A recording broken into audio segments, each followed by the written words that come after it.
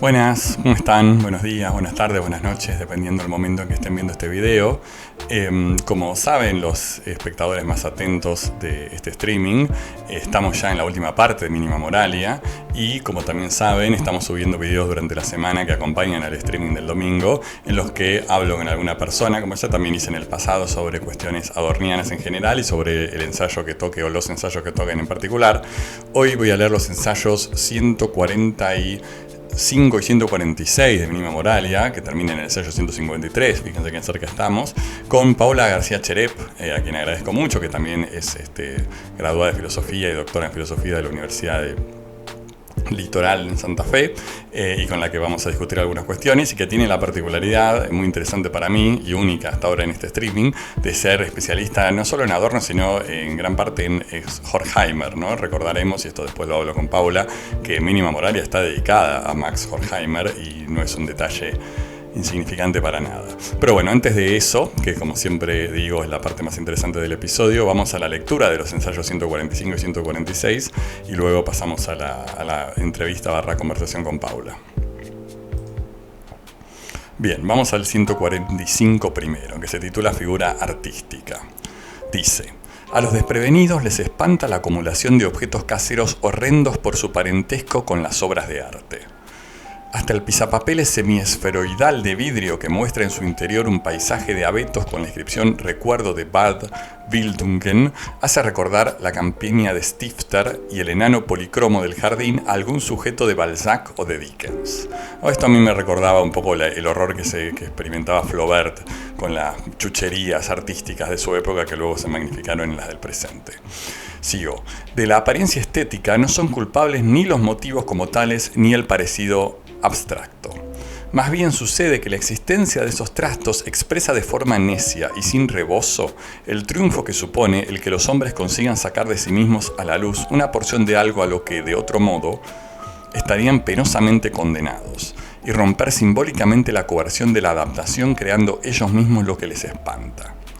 Y un eco de ese mismo triunfo se deja oír en las obras más grandes, que se lo niegan a sí mismas presupiendo de una identidad pura sin relación con lo imitado. En uno y otro caso se celebra la libertad frente a la naturaleza, pero se permanece en ella míticamente sobrecogido. Lo que mantenía al hombre en el horror se convierte en cosa propia y disponible. Los cuadros y los cuadritos tienen de común el hacer domeniables a los cuadros primitivos. Acá tenemos esta percepción que va a acompañar este ensayo y el que sigue respecto de la relación entre el arte industrial, el arte kitsch, el arte berreta, el arte legítimo, profundo, serio e intelectual y la magia, que sería el arte primitivo de alguna manera, ¿no? Una relación sobre la que Benjamin también famosamente reflexionó en sus varios textos, pero bueno, en la obra de arte y la reproductibilidad técnica, para citar el más conocido, y que acá aparece en esta relación en donde cada forma de arte tiene que lidiar de alguna manera con el problema de la imitación de lo real y con el sostenimiento de su carácter mágico arrancado a la naturaleza. Sigo. La ilustración de l'automne, o sea, el otoño, en el libro es un déjà vu. La heroica, o sea, la sinfonía, la tercera de Beethoven, lo mismo que la gran filosofía, representa la idea como proceso total, pero como si éste fuera inmediato y presente a los sentidos. Bien, esa es una reflexión bastante común en la reflexión estética y Adorno es uno de los que la ha planteado, que es el problema de que el arte es necesariamente estético, o sea, sensible. La heroica, o sea, la tercera de Beethoven, podrá ser muchísimas cosas y podrá estar sujeta a todo tipo de interpretación histórico-filosófica, pero no deja de ser sonido, no deja de ser silbable si quieren, no deja de estar incorporado en el mundo fenoménico de lo sensible, y en ese sentido su relación con la idea siempre va a estar complejizado por esa cuestión. Sigo. En definitiva, la indignación que provoca el kitsch es la furia contra el hecho de que o sea el kitsch, desvergonzadamente se regodee en la felicidad de la imitación, que con el tiempo ha sido asignada como tabú, mientras la fuerza de las obras de arte todavía sigue alimentándose secretamente de la imitación. O sea, tanto el kitsch como, o por lo menos así lo interpreto yo, este pasaje, ¿no? Tanto el kitsch como la obra de arte seria sigue alimentándose de la imitación, solo que el kitsch lo hace de forma desvergonzada. Lo que escapa a la condena de la existencia, a los fines de la misma, ¿no? A los objetivos, a los propósitos materiales, técnicos, comerciales sobre todo, que someten a la obra de arte, no es solo lo mejor, que eleva su protesta, sino también lo incapaz de autoafirmación, lo más estúpido. Y su estupidez se hace mayor cuanto más hace el arte autónomo de su autoafirmación separada y supuestamente inocente un ídolo frente a la real, culpable y despótica. En cuanto la instancia subjetiva se presenta como efectiva salvación del sentido objetivo, se convierte en falsa. De esto lo acusa el kitsch. La mentira de este no consiste en fingir la verdad. Bien, acá hay como, bueno, yo lo discuto ahora con Paula, pero acá yo veo una especie de reivindicación medio paradójica del kitsch, que no finge la verdad. Se atrae todas las animadversiones porque divulga el secreto del arte más allá del parentesco de la cultura con los salvajes. Toda obra de arte tiene su contradicción irresoluble en la finalidad sin fin, con la que Kant definía lo estético, o sea, lo que no tiene un propósito más allá de sí mismo, ¿no? En el hecho de que representa la apoteosis del hacer, de la capacidad de dominar la naturaleza, que se afirma como absoluta, carente de finalidad y en sí, cual creación de una segunda naturaleza, cuando el hacer mismo, y más aún la aureola del artefacto, es a la vez inseparable de aquella racionalidad de los fines de la que el arte pretende arrancarse. La contradicción entre lo hecho y lo existente es el elemento vital del arte y engloba la ley de su desarrollo, pero también es su miseria. Al seguir, aún de forma mediada, el esquema previamente existente de la producción material y tener que, entre comillas, hacer sus objetos, no puede eludir, en tanto que se asemeja a ella, la cuestión del para qué, cuya negación precisamente constituye su finalidad. O sea, el arte, en la medida que es un objeto técnico, un objeto producido por el ser humano, un objeto que además está ligado a la producción material, incluso a la expertise, a la técnica, en los dos sentidos del término, sentido más ligado a lo artístico, pero en un sentido más, si se quiere, profesional, especializado, no puede eludir la problemática de la finalidad, dice Adorno. Cuanto más se aproxima el modo de producción del artefacto a la producción material en masa, tanto más ingenuamente suscita aquella mortal cuestión, ¿no? El arte kitsch, el arte producido en serie, bueno, la suscita de forma más evidente, porque justamente se produce en masa. Pero las obras de arte, tratan de silenciarla. Lo perfecto, dice entre comillas, en palabras de Nietzsche, no debe nunca alcanzarse. Esto es, no debe aparecer como algo hecho. Sin embargo, cuanto más consecuentemente su perfección se distancia del hacer, tanto más frágil ha de tornarse necesariamente su propia existencia hecha. El esfuerzo infinito por borrar las huellas del hacer estropea las obras de arte, condenándolas a existir fragmentariamente. Tras la disolución de la magia, el arte se empeñó en transmitir la herencia de las imágenes, ¿no? Acá vuelve sobre el tema de la magia. Pero solo puede entregarse a esa obra en virtud del mismo principio que destruyó las imágenes. El radical de su nombre griego es el mismo que el de la palabra técnica, ¿no? La conexión entre la tecné griega y el ars, el arte. Su paradójica complicación en el proceso civilizatorio le hace entrar en conflicto con su propia idea. Los arquetipos que hoy día el cine y la canción de moda están creando para la obliterada intuición propia de la fase del industrialismo tardío no es que liquidan el arte, es que sacan a la luz con ostentosa imbecilidad la ilusión que ya en las obras de arte primigenias vivía amurallada y que aún le confiere su poder a las más maduras. ¿No? Acá hay una línea de continuidad, como que ya viene desarrollando el ensayo, entre el arte estúpido, falso del kitsch y el arte real, pero que de todas maneras aparecen ligados. El despuntar del final ilumina chillonamente el engaño del origen. Las posibilidades y las limitaciones del arte francés radican en que éste nunca se desprendió completamente de la vanidad de hacer pequeñas figuras. Con ello se diferencia netamente del alemán en que no reconoce el concepto del kitsch, ¿no? Acá es una distinción de literaturas o estéticas comparadas entre la francesa y la alemana. En múltiples de sus manifestaciones más significativas, echa una mirada condescendiente a lo que simplemente agrada por estar hecho con destreza. Lo sublimemente artístico se mantiene en la vida sensual por un momento de inofensiva complacencia en lo bien fait, en lo bien hecho. O sea, el arte francés tiene una mayor permisividad con lo bien hecho y no se preocupa tanto por su condición de kitsch o industrial. Sigo. Mientras de ese modo se renuncia a la pretensión absoluta de lo perfecto, una pretensión muy alemana, diría yo, que nunca llega a serlo, a la dialéctica de la verdad y la apariencia, al propio tiempo se evita la falsedad de lo que Haydn llamaba a los grandes mongoles, que, no queriendo apreciar nada de la gracia de hombrecillos y figurillas, caen en el fetichismo al expulsar los fetiches. El gusto es la capacidad de equilibrar en el arte la contradicción entre lo hecho y la apariencia de lo inacabado. Pero las verdaderas obras de arte, jamás acordes con el gusto, son las que acentúan al máximo aquella contradicción y llegan a ser lo que son, pereciendo en ella.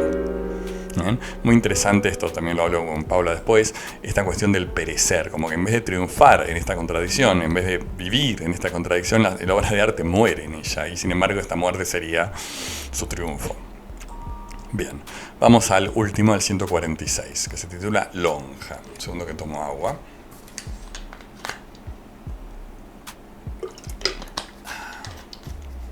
Vamos nomás, Lonja. Sigue la misma temática, pero acá con un giro que tiene que ver con cierta valoración de la ingenuidad. En una sorprendente anotación de su diario, Hebel deja caer la pregunta de qué es lo que, entre comillas, con el paso de los años, resta a la vida su encanto. Y es que en todas las muñecas vistosas, cuando quedan desvencijadas, vemos el mecanismo por el que se las mueve, y a causa de ello, la estimulante variedad del mundo se diluye en una insípida uniformidad, ¿no? Todas las hermosas muñecas que son superficialmente diferentes, cuando vemos su mecanismo son todas iguales, estaría diciendo Hebel acá. Cuando un niño ve actuar a los volatineros, tocar a los músicos, traer el agua a las mozas y rodar los carruajes, piensa que todo esto acontece por el puro placer y la alegría de hacerlo. No puede imaginarse que esa gente también come y bebe, se va a la cama y se levanta. No sé por qué pienso en el trencito de la alegría. Pero nosotros sabemos cuál es la realidad. Ahí termina la cita de Hebel. Todo es por la ganancia, que se apodera de todas esas actividades como simples medios y las reduce por igual al tiempo abstracto de trabajo. ¿No? La Pantera Rosa en el trencito de la alegría lo hace por cobrar, pobre de cobrar bastante poco, así que todavía existe esta institución, pero bueno, no lo hace por el puro placer de hacerlo, eso está claro. La calidad de las cosas se sale de su esencia para convertirse en el fenómeno contingente de su valor. Sigo. La forma equivalente, entre comillas, distorsiona todas las percepciones. Aquello donde ya no resplandece la luz de la propia determinación como placer de hacerlo, palidece ante los ojos. Los órganos no captan nada sensible como algo aislado, sino que toman nota del color, del sonido y del movimiento, si este es por sí o por otro. Se fatigan en la falsa multiplicidad y sumergen todo en lo gris, decepcionados por la engañosa pretensión de las calidades de seguir existiendo como tales, mientras se guían por fines de apropiación y más aún, solo a ellos les deben últimamente su existencia. El desencanto del mundo visual es la reacción del sensorium a la determinación objetiva de aquel como mundo de la mercancía. O sea, el desencanto del mundo, el hecho de que ya el mundo visual no nos produzca el placer que nos produce, es el correlato del hecho de que todo está determinado por su valor de cambio, valor mercantil. Solo las cosas purificadas de la apropiación tendrían color y serían a la vez útiles. Bajo la universal coacción, ambas cosas son irreconciliables.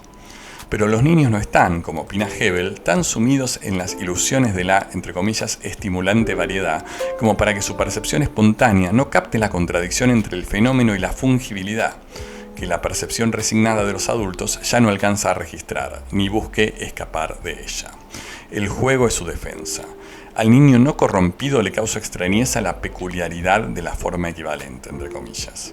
El valor de uso se convierte en la forma fenoménica de su contrario, del valor, dice Marx en El Capital.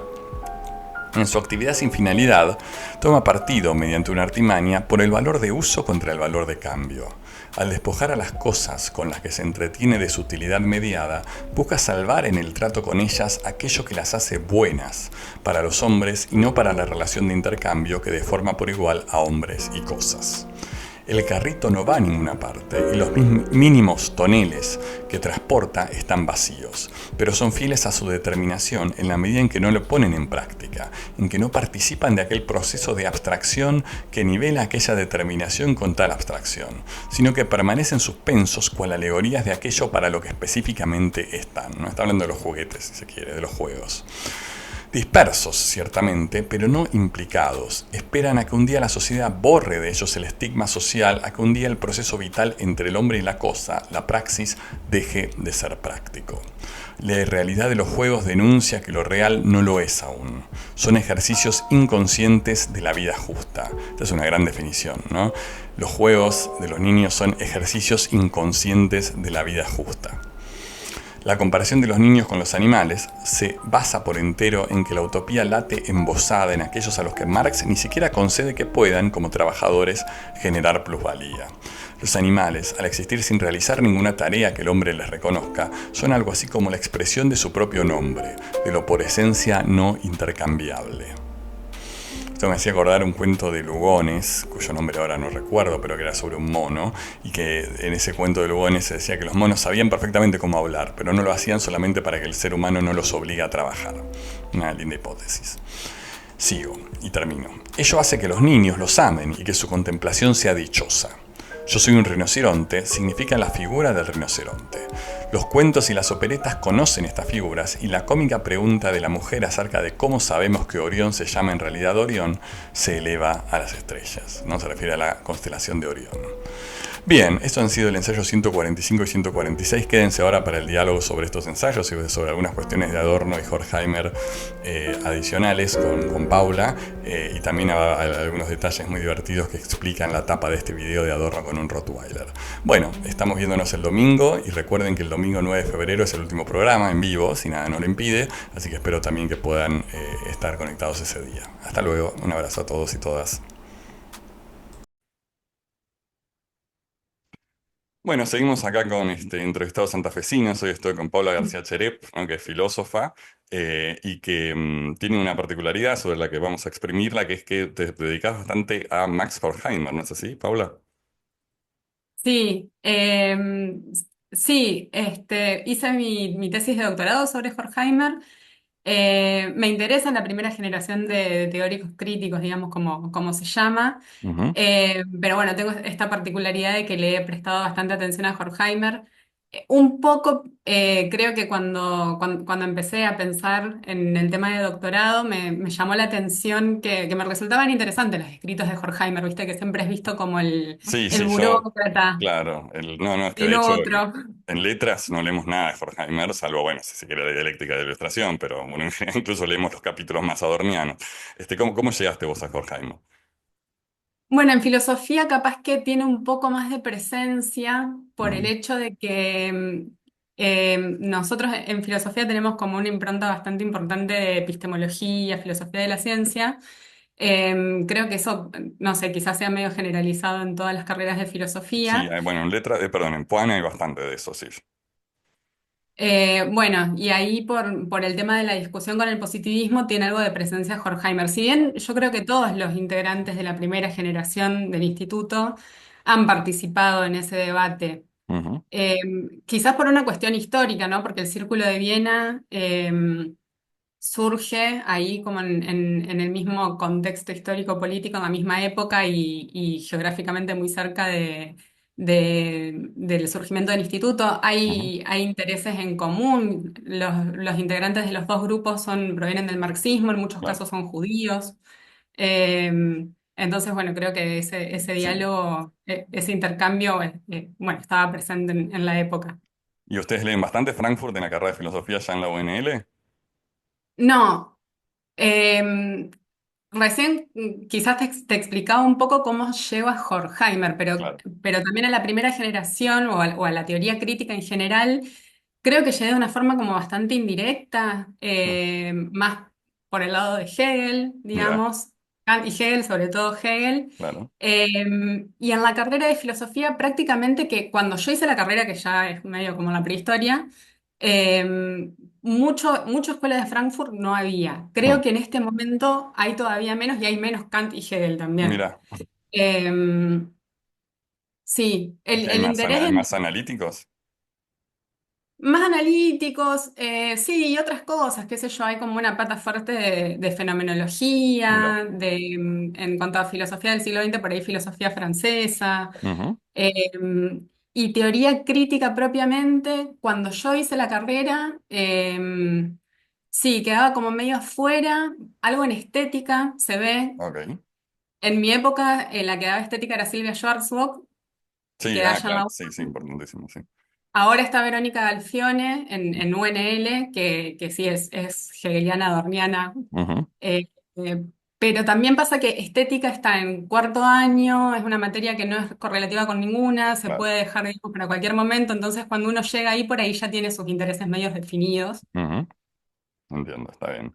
Y Horkheimer está bueno, vendeme a Horkheimer, o sea, hay que leer a Horkheimer. Sí, por supuesto que hay que leer a Horkheimer.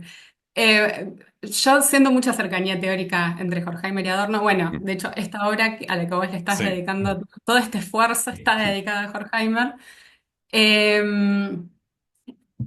yo pienso que, bueno, por ahí por el tema este de la dedicación, Ujú. eh, creo que hay quizás como una afinidad en cuanto al modo de escritura Mira, acá.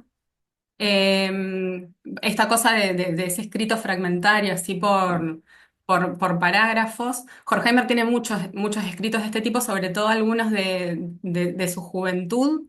De Ujú. su juventud, él empezó a desempeñarse como director del instituto de lo que se conoce como Escuela de Sí, Frankfurt sí. en el 31, Porque él es más viejo que pero Adorno, ¿no? Sí, es un poquito más grande, sí. sí. Y tiene unos escritos que van como desde la década del 20, todos esos 10 años anteriores a ser director del instituto, que tienen muy esta forma, y Ujú. después otros más de viejo. Claro, está bien. Eh, a diferencia de Adorno, Horkheimer siempre fue como más fragmentario, digamos, y de Ujú. escribir cosas más cortitas, porque Adorno tiene como esas grandes obras de Sí, dialéctica negativa, sí, teoría sí, estética que no la publicó en vida, claro. pero es como un poco más, un ¿Y cuál es poquito más el hit sistemático. de Horkheimer? Si quiero leer algo de Horkheimer que esté bueno, ¿qué recomendás? Yo creo que los mejores textos, los más lindos, son los que publican la década del 30 en la revista del instituto. Ujú. Son Eh, ensayos. sí, sí, algunos medio largos, pero bueno, eso, Mm. no escribió realmente libros. Claro, está bien. Tiene todos esos textos que, bueno, por ahí ahora aparecen en compilaciones, ese tipo de Ujú. cosas. Está bien. Eh, y los temas son muy cercanos Ujú. a estas preocupaciones de Adorno. Lo que falta en Horkheimer quizás es el tema de la estética. Claro, te iba a decir, porque yo desde el bastante Eh, desconocimiento pienso a Horkheimer, lo relaciono más con la parte sociológica, digamos, del instituto, quizás, y menos con eso, pero no sé si es claro, así. sí, sí, sociológica y filosófica, Claro, sí, esas dos cosas. sí, sí, tal cual. Y respecto, porque hablabas de eso, ¿no? Antes, bueno, después vamos a ir a los ensayos, por supuesto, pero efectivamente, como recordarán los lectores y los espectadores más atentos de Mínima Moralia, empieza con una cálida y enfática, no solamente dedicado a Max, ¿no? Sino que se refiere a su cumpleaños y se refiere también a una promesa que habría hecho Adorno a Horkheimer. No sé si vos ahí tenés alguna hipótesis o alguna data.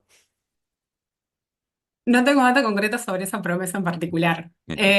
Bueno, yo te hablaba acerca de la forma esta Sí, de los escritos, pero bueno, que tampoco es ninguna novedad, digamos, un montón de gente escribe. sí, sí. eh, Pienso en Nietzsche primero, pero bueno, ahora, sí, sí. pero bueno, también me parece como un poco importante pensar en esta forma de escritura, por ahí yendo más a Adorno, porque bueno, digo, en Horkheimer quizás es como más habitual esto o la ausencia de esas obras así Claro, más como Juncker. sí. Pero me parece que no es accidental, digamos, el prestarle atención a este tipo de abordaje de las cosas. Y creo que hay como una relación entre esta escritura así en parágrafos y el tema de la vida dañada. No sé Ujú. si quizás me lo perdí en alguno de los capítulos anteriores, si apareció algo así. Em, yo te decía que llegué por el lado de Hegel, más bien Ujú. a la teoría crítica.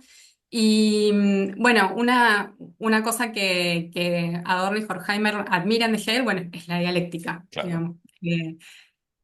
Que lo encuentran como la forma de pensamiento, de aproximación a los objetos, Ujú. que tiene la particularidad de parece como imbatible. Sí. Es una forma que, bueno, parece insuperable por el hecho de que logra poner en relación cosas que parecen distintas entre sí, o Ujú. logran poner en relación una cosa con lo opuesto de ella y muestra esa dependencia revelando la condicionalidad de cada una de las cosas y su momento de verdad. Ujú.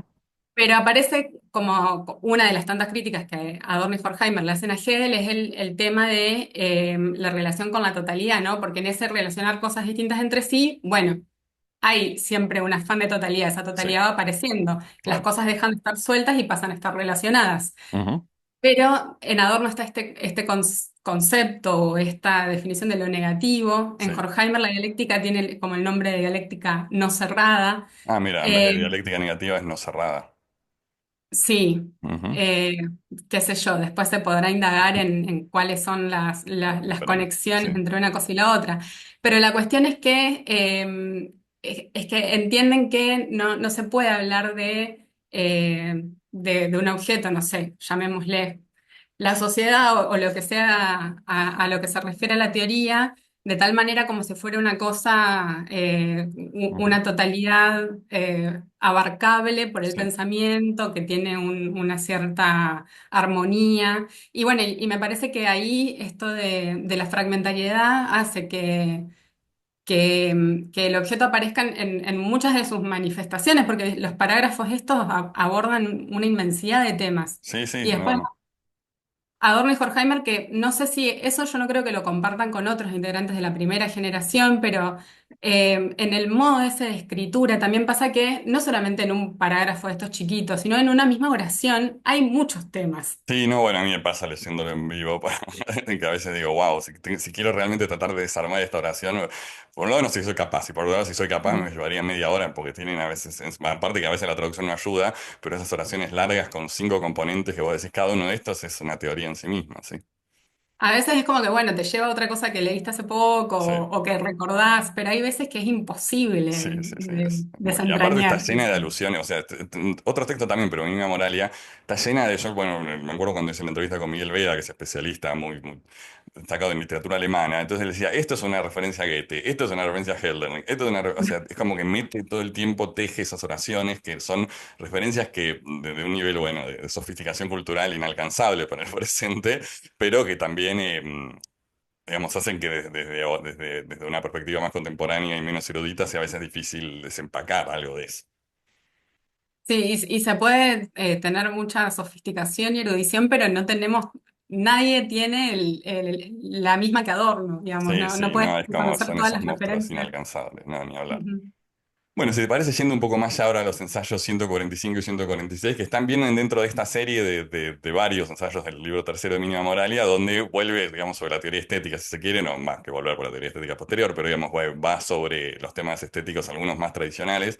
Y así como primera cosa que me llamó la atención del 145 es una especie de inesperada defensa del kitsch, ¿no? Como que Adorno está diciendo, miren que en el arte basura, el arte sobre el arte ultrasensibilizado y todo lo demás aparece en realidad lo que el arte, lo que el gran arte trata de ocultar. Sí, vos lo ves como una defensa, yo no lo entendí como defensa. A ver, una defensa paradójica, si se quiere, o sea, yo lo Ujú. entendí así, como una forma o sea, obviamente, uno, por todas las que uno sabe de Adorno y por los mismos otros ensayos de Mínima Moralia, aparece siempre una visión muy crítica de todo el arte entregado a la imitación y a todo lo demás. Pero acá lo que me pareció a Ujú. mí leer es que cuando dice esto de que, lo leo literalmente, por ahí lo tengo abierto, sí, que la existencia de estos trastos, o sea, estas obras de arte berreta, expresa de forma innecia y sin rebozo el triunfo que supone el que los hombres consigan sacar de sí mismos a la luz una porción de algo que de otro modo estarían penosamente condenado. O sea, incluso en este arte berreta se ve todavía este espíritu del arte que, o no sé si es el espíritu, Mm.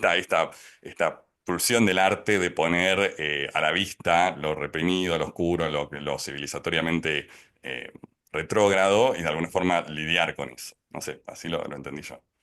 Yo a eso, justo ese fragmentito ahí que Sí, leíste, yo lo entiendo medio como una burla a Hegel a través ah, del desprecio al kitsch.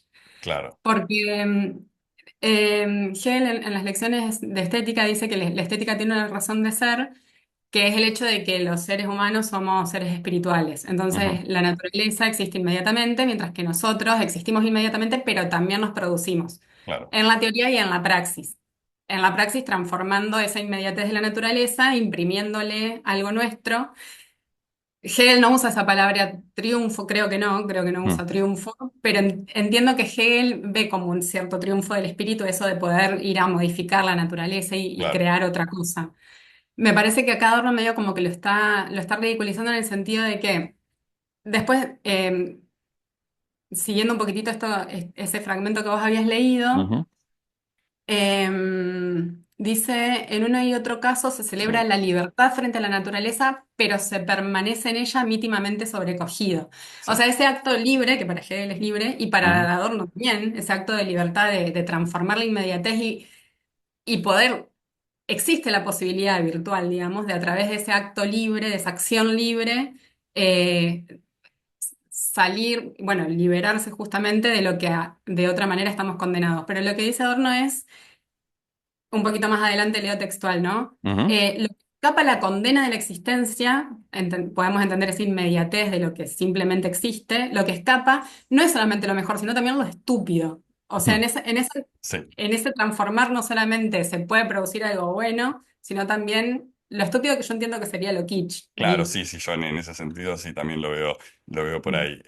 Pero porque bueno, o sea, como venimos viendo también leyendo Mínima Moralia a lo largo de este año, o sea, la mayoría de los ensayos de Mínima Moralia, o salvo los muy cortos, tienen este juego donde va para un lado y después pega Mm, una vuelta para el otro, ¿no?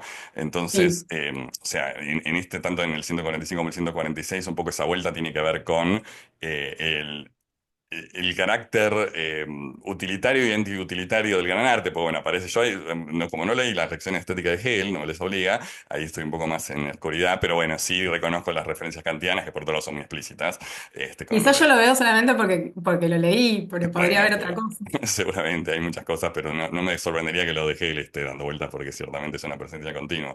Pero, digamos, y la ida y vuelta permanente parece ser en esta cosa de que el arte elevado, el arte legítimo, no sé, el arte bueno, el arte que le gusta a Adorno, necesariamente también, al igual que el kitsch, creo yo, expresa una contradicción, ¿no? O sea, que no puede, Mm. y que en ese sentido, digamos, la defensa que yo creo entender en el kitsch no tiene que ver con que kitsch esté al mismo nivel que el arte superior, sino que el kitsch de alguna forma hace que sea más visible esta tensión y esta contradicción, que el gran arte por algún motivo, por este apartarse de la mímesis y otras cosas que él dice, se vuelve menos transparente. Sí, ahí estoy de acuerdo. Que aparece, bueno, quizás más sobre la segunda parte del parágrafo, Sí, esa definición kantiana de la finalidad sin fines.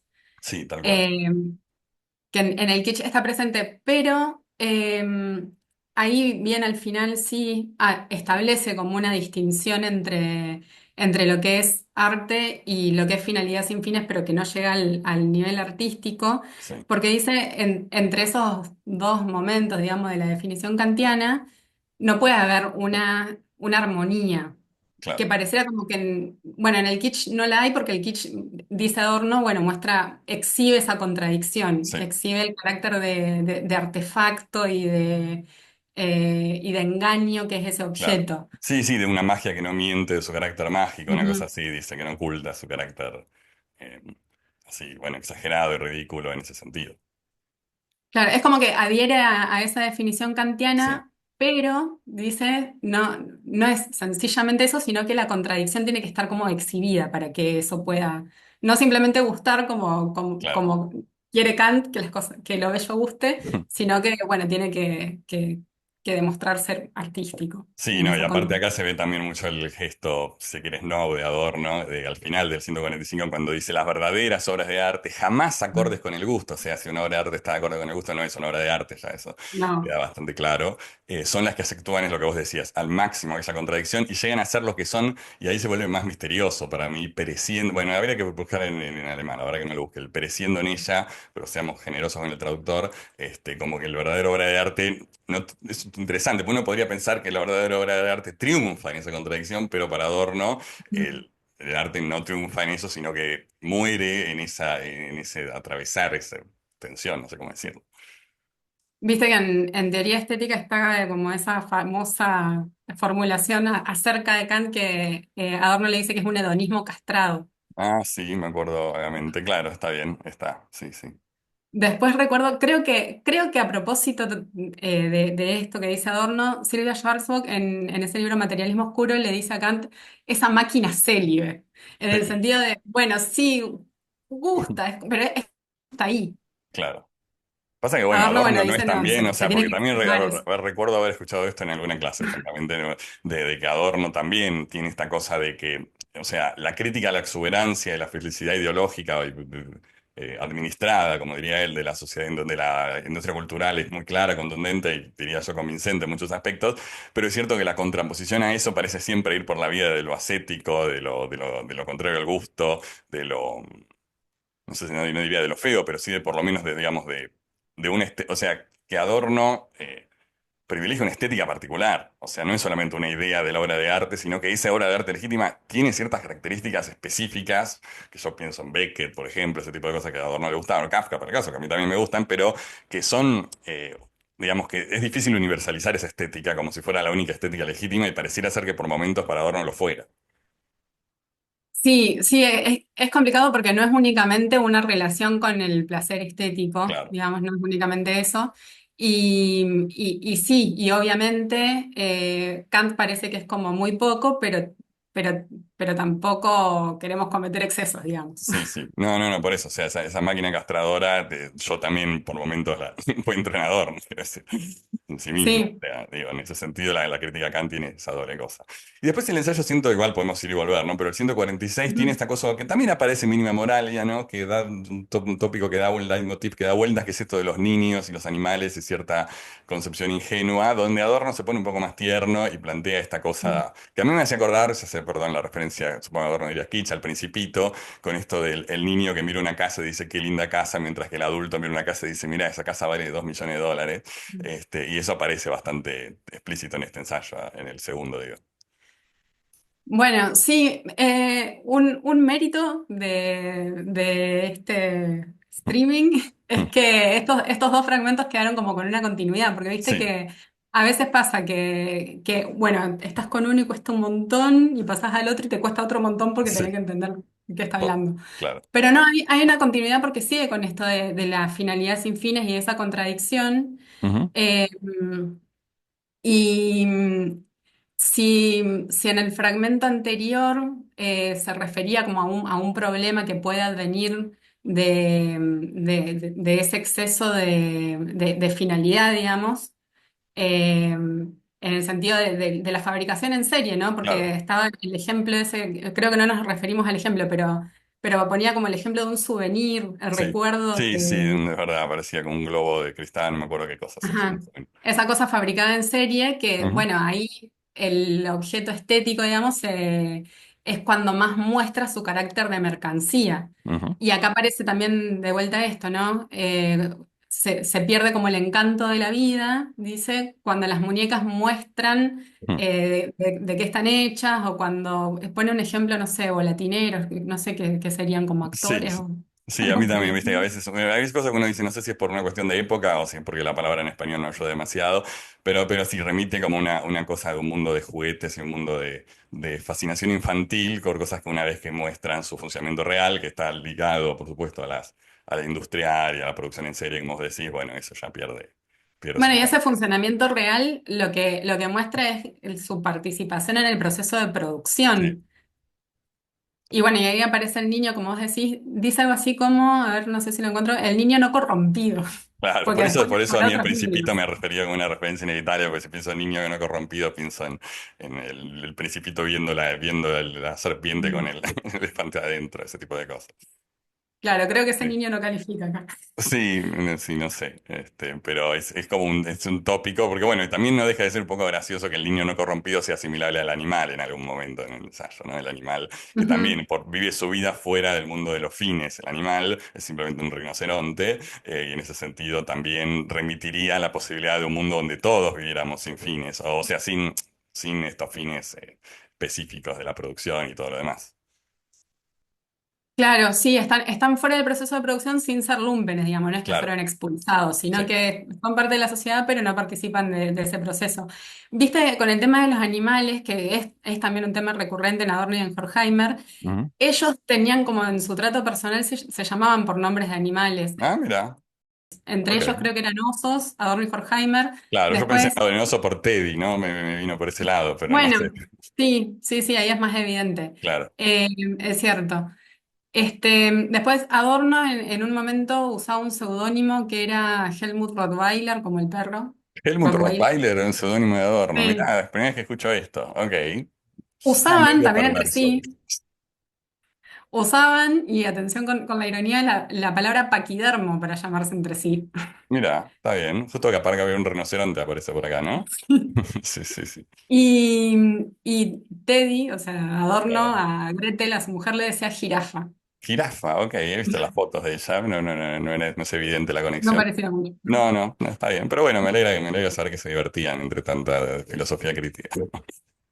Sí, y bueno, entonces acá aparecen como estos, Sí, el ejemplo, bueno, del niño y el animal como que retienen quizá algún momento de negatividad en el sentido de algo distinto a lo que vive repitiendo la totalidad social, sí, en esa no participación en el sistema productivo, pero también como, me parecía, no lo mencionamos, pero como en la descripción que hace ahí en el medio, en relación al tema del juego. sí, claro, No usa esa expresión acá, pero me parece que ahí en el juego, en comparación con la estética, aparece como esa idea de promesa de felicidad, que claro.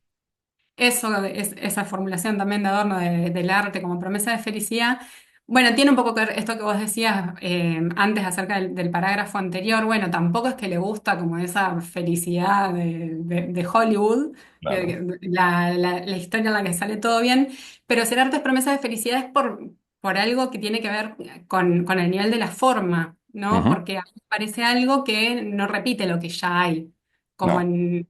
sí, como No, en no, la industria cultural, tal no cual. vuelve a ser, pero más estúpido lo inmediato. Sí, sí. No, de hecho, bueno, justo en el ensayo anterior a esto que estamos comentando, habla explícitamente de la promesse de Benef, así lo Ujú. pone, la promesa de felicidad. Así que sí, es un tópico que está muy presente. Lo interesante, justo en estos, no aparece tanto esta temática, pero tiene que ver con la misma discusión que él plantea por momentos que el peligro del arte moderno, vanguardista, etcétera, donde aparece en medida que el arte se vuelve más técnico en el sentido de la mayor capacidad técnica del artista, porque bueno, para poder ser música dodecafónica tenés que tener una capacidad técnica importantísima.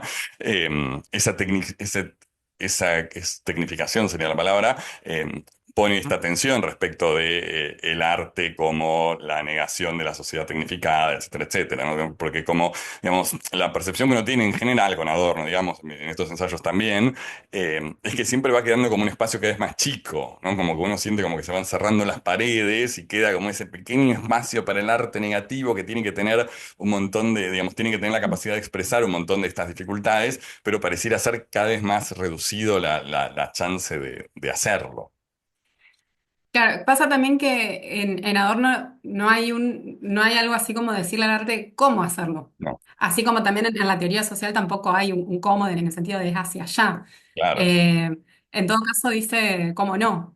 Sí, sí, o sea, eso es lo que bueno, es una crítica un poco común, pero en última instancia todavía tendible a Adorno, que digamos, efectivamente no, esta utopía negativa que aparece y todo lo demás difícilmente se vea corporizada en instituciones más o menos identificables y en el arte incluso lo mismo, o sea, digamos, cuánto lugar hay en esa rendija para la producción artística. Porque incluso, o sea, la tentación a la que uno muchas veces termina cayendo, y lo digo pensando, siendo docente y hablando de Adorno con mis alumnos, no sé si a vos te pasa también, todo de que un poco uno dice, bueno, llevando la línea de este pensamiento hasta sus máximas consecuencias, nos quedamos atorados, ¿no?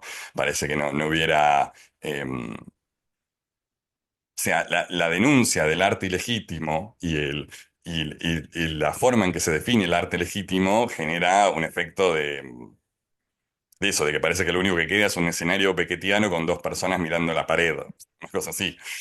No sé si a vos te produce el mismo efecto. Y pasa también que con esto que vos mencionabas cuando empezábamos con el parágrafo anterior, esto de que, bueno, pero también la dialéctica lo que hace es que parece que va hacia un lado y al final va hacia el otro.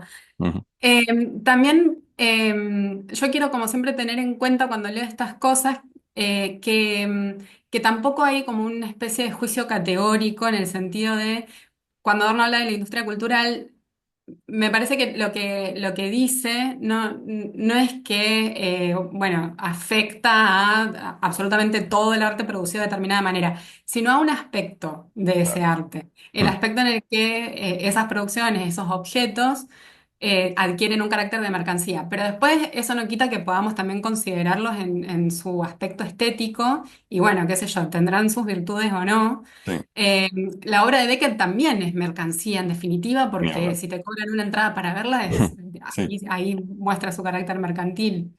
no, no, no. Sí. Eh, Sí, queda no, un poco perdón. esta cuestión, ¿no? De si, que también muy de discusión de la teoría crítica, de, bueno, hasta qué punto es la obra de arte la que tiene la potencialidad de liberar esto, o es la crítica, ¿no? Es el Mm. teórico el que puede, a partir de una obra de arte, porque no tiene estos textos sobre lírica, o donde de repente se mete con poesía un poco más, no sé si diría kitsch, pero bueno, menos vanguardista, si se quiere, Stefan George, por ejemplo, no sé, aunque tiene su vanguardismo, pero y encontrar ahí una forma crítica, o sea, una forma de lectura de la poesía o del arte donde se libere su potencial utópico o de redención y que de repente no depende tanto de la obra como objeto cerrado.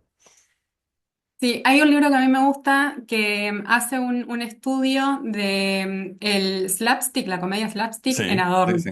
Mira. Eh, Se fija cómo aparecen en Adorno Chaplin, los hermanos Marx y Buster Keaton, Ujú. porque Adorno, bueno, que vivió en Estados Unidos, que no solamente en Estados Unidos, ellos se fueron primero a Nueva York, pero al poco tiempo se mudaron a Los Ángeles y vivían en Claro. Hollywood. Sí, no, eso es lo más gracioso, sí, sí, sin duda. Yo también otra cosa que siempre lo digo a mis estudiantes para provocar un poco, digo, imagínense estar en la Alemania nazi, o sea, el peor lugar donde puedes estar en el universo, en la historia de la humanidad, en la Alemania nazi en 1940 o 1935, no importa. Y de ahí se van a Hollywood y uno dice, dice Hollywood, la playa, la era de oro de Hollywood, y Adorno llega a eso y le parece esto es una mierda total. O sea, como el contraste que uno diría, bueno, uno encontraría ahí. Un alivio, no sé, pero no. Claro, pero van ahí y no es que vivían como en su cápsula académica y no tenían nada No. que ver. No, Adorno iba al cine, se veía todas las películas de la industria cultural Sí. y en algunas ocasiones hablaba bien de ellas, Ujú. aunque estuviera clarísimo que eran industria cultural, y tenían también como una vida social. Viste que Adorno llegó a Sí, conocer a Chaplin. sí, sí, no, sé que, o sea, también a veces lo he hablado a veces también acá con amigos que no es que Adorno sea tan amargado realmente, o sea, hay como una construcción de su ethos como escritor que no necesariamente coincide con lo que sabemos de su vida, donde efectivamente era un tipo muy lúcido, creativo y sociable también. Pero sí, bueno, quizás ahí el trabajo de la crítica es mostrar o señalar al menos cuando esos objetos que son mercancías indudablemente, bueno, quizá de alguna manera realizan un tipo de dinámica distinta, Sí, otra, ujú. que promete otra cosa, Tal cual. digamos. Bueno, Pablo, no sé si tenés algo más que agregar, yo creo que hemos cubierto ya bastante de estos temas. Ah, me parece que fue muy completo el análisis. Buenísimo. Bueno, muchísimas gracias. Y bueno, ya estamos terminando Mínima Moral y así que contamos con tu presencia o sea, que vas a estar ahí mirando y dándole me gusta en el último episodio, que ya es el 9 de febrero, digo, aprovecho para ir anunciándolo. Por supuesto. Así que bueno, un abrazo, muchas gracias. Nada, gracias por la invitación y bueno, y felicitaciones por todo esto.